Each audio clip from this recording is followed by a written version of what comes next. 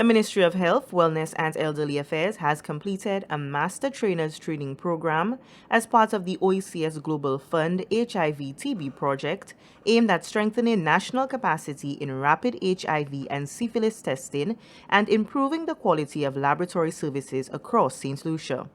The program was implemented through the engagement of the Caribbean MedLabs Foundation, contracted to provide technical support and build sustainable laboratory training capacity. The ministry nominated 4 healthcare professionals to undergo certification as master trainers. These candidates participated in structured training sessions that combined both theoretical and practical components to ensure a high standard of competency and consistency in testing procedures.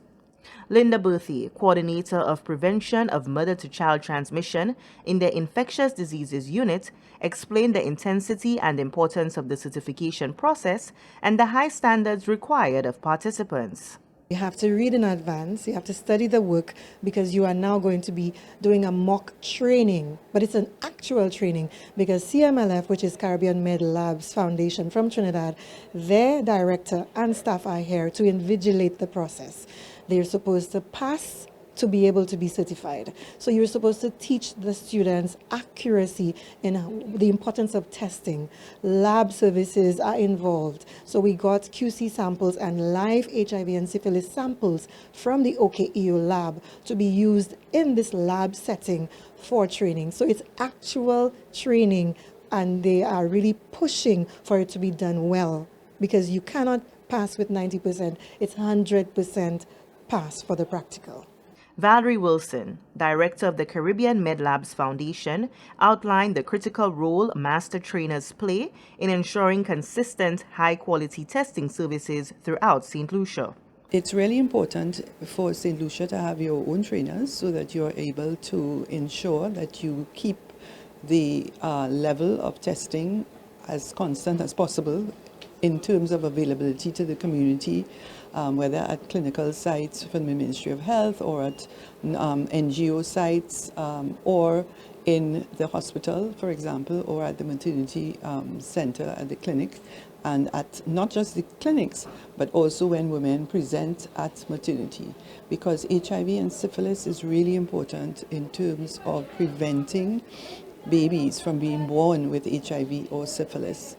But in addition to that, it's really important for populations who may in fact be exposed to HIV or syphilis to be able to find out if in fact they might be infected. Master Trainer Yasmin Jules Gabriel highlighted the significance of this responsibility to train, emphasizing the importance of ensuring preparedness in the first line of screening. To be nominated as a master trainer, it is a huge responsibility. It is a huge responsibility ensuring that people maintain standards. It's a responsibility ensuring that people understand why they do what they do specifically. And we have persons coming to us. We have to be that first line of screening, and in that first line of screening, be prepared.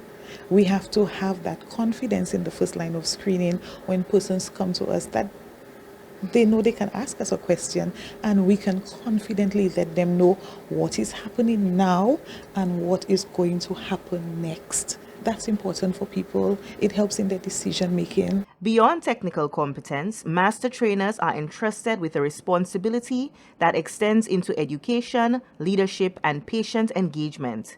They serve as the frontline points of contact, offering clarity, reassurance, and informed direction to those navigating the screening process.